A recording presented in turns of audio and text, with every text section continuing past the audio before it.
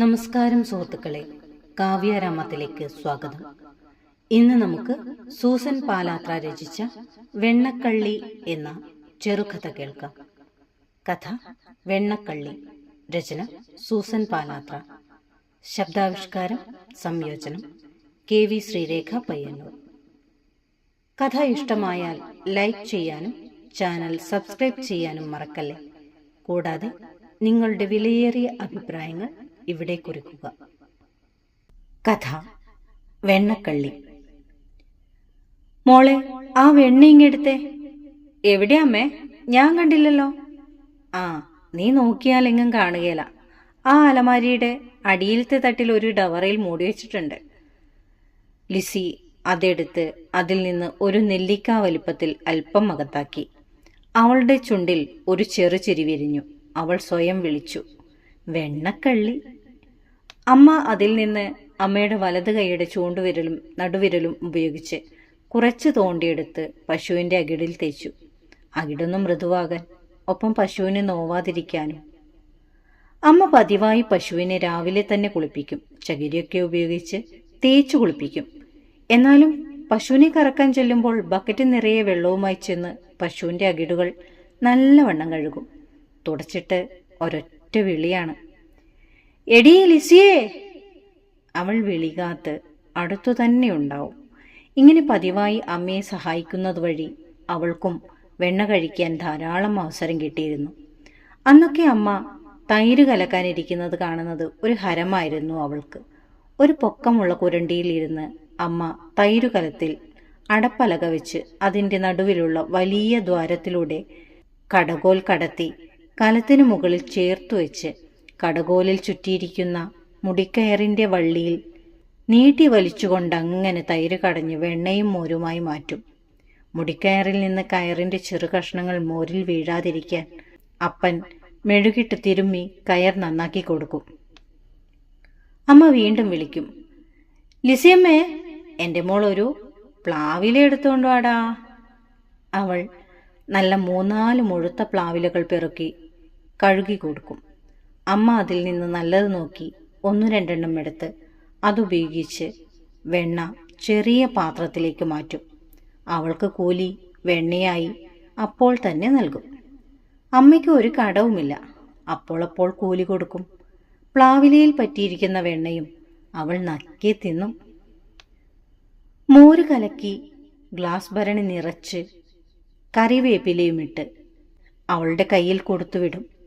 തറവാട്ടിൽ കൊണ്ടേ വല്യമ്മച്ചിയുടെ കയ്യിൽ കൊടുത്തിട്ട് പറ അപ്പച്ചന് കൊടുക്കാൻ. കൊടുത്തിട്ട് അവിടെ നോക്കി നിൽക്കരുത്, ഓടിപ്പോരണം. അല്ലേൽ അമ്മ നിന്നെ കൊണ്ട് പണി ചെയ്യിക്കും.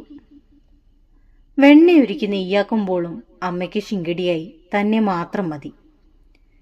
എന്റെ ലിസിക്കുട്ടി ചെന്ന് പര്യമ്പുറത്ത് നിന്ന് ഇച്ചിരി ചൂട്ടുകാലും ഒരു കൊതുമ്പും 2 ഉണക്കമടലും കൊണ്ടുവാ. അത് കൊണ്ടുവരുമ്പോൾ അടുത്ത ജോലി, പര്യമ്പരത്തെ തിണ്ണേന്ന് തേച്ചു കമത്തി വച്ചിരിക്കുന്ന ആ ഇരുമ്പു ചീനച്ചട്ടി എടുത്ത് കഴുകിക്കൊണ്ടുവാ. അമ്മ ചീനച്ചട്ടിയിൽ വെണ്ണയൊരുക്കി നെയ്യാക്കുന്ന ആ ഗന്ധം അവൾക്കേറെ ഇഷ്ടമാണ്.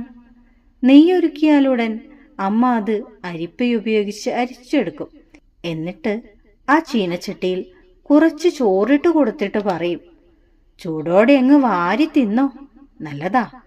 പരിപ്പ് കറിയോ അല്ലെങ്കിൽ വെന്തിരിക്കുന്ന എന്തെങ്കിലും അല്പം കറിയും കൂട്ടി അവൾ കഴിക്കും. പള്ളിയിൽ കൊടുക്കാൻ നെയ്യ് എടുക്കുമ്പോഴും അവളാണ് സഹായി. പശു പ്രസവിച്ചിട്ട് 36-40 ദിവസം പിന്നിട്ടു കഴിഞ്ഞാൽ പള്ളി വിളക്കിൽ കത്തിക്കാനുള്ള നെയ്യ് വളരെ ശുദ്ധ വൃത്തിയോടെ എടുക്കും. ആദ്യം ചെറിയ പാളയിൽ, പിന്നീട് ചെറിയ ഭരണിയിൽ കൊടുക്കുമ്പോൾ ഭരണി തിരിച്ചെടുക്കും. പിന്നീട് പരിഷ്കാരമായി കുപ്പിയോടെയായി ആദ്യ ഫലനേർച്ച. പള്ളിക്കാർ അത് ലേലം വിളിക്കും. പശു പ്രസവിച്ചു കഴിഞ്ഞ് കിടാവ് ഇഷ്ടം പോലെ കുടിച്ച് ബാക്കി വരുന്ന പാൽ കറന്നെടുത്ത് വീടിന് പിന്നിലൂടൊഴുകുന്ന ചെറിയ കൈത്തോട്ടിൽ ആരും കാണാതെ മൂടിപ്പിടിച്ചുകൊണ്ടേ തോട്ടിലെ വെള്ളത്തിൽ ഒഴിക്കും. 5 ദിവസം കഴിയുമ്പോൾ മുതൽ കറന്ന് ഉറയൊഴിച്ച് കാടൻ തൈരുണ്ടാക്കി പിള്ളേർക്ക് ഇഷ്ടം പോലെ കൊടുക്കും. 16 രാത്രി വരെയുള്ള പാലുകൊണ്ട് കാടൻ തൈരുണ്ടാക്കി തറവാട്ടിലും അയൽപ്പക്കത്തുമൊക്കെ കൊടുക്കും. കൊതി പറഞ്ഞു ചിലർ കണ്ണ് വെച്ച് ദൃഷ്ടിദോഷം വരുത്തുമത്രേ. അമ്മയും അപ്പനും 16 രാത്രി കഴിഞ്ഞാലേ പാലും തൈരും കൂട്ടുകയുള്ളൂ. 16 മുമ്പ് പാൽ തിളപ്പിക്കരുതെന്ന് വല്യമ്മച്ചി പറയാറുണ്ടെങ്കിലും അമ്മ തിളപ്പിക്കും. തിളച്ച് അടുപ്പിൽ തൂവാതെ ശ്രദ്ധിക്കും. കാരണം തിളച്ചു തൂവിയാൽ കിടാവിന് കേടാണത്രേ. അതിൻ്റെ പൂടയെല്ലാം കൊഴിഞ്ഞു പോകും. 16 രാത്രി കഴിഞ്ഞാൽ കാടനോട്ടുണ്ട്. പിന്നീട് പാൽ തിളപ്പിക്കാം. എത്ര രസകരമായ കാലമായിരുന്നു അത്. വിവാഹം ചെയ്തയച്ചിട്ട് ഒരു ദിവസം പോലും കാടൻ തൈര് കൂട്ടിയിട്ടില്ല, കണ്ടിട്ടു പോലുമില്ല. കണ്ടിച്ചാൽ മുറിയാത്ത ആ തൈര് കൂട്ടി അമ്മയുണ്ടാക്കിയ കപ്പപ്പുഴുക്ക് കഴിക്കാൻ വല്ലാത്ത മോഹം. പശുവും ചത്തു, മോരിലെ പുളിയും പോയി എന്നു പറയും പോലെ തൻ്റെ അമ്മയും അപ്പനും എല്ലാം മരിച്ചു.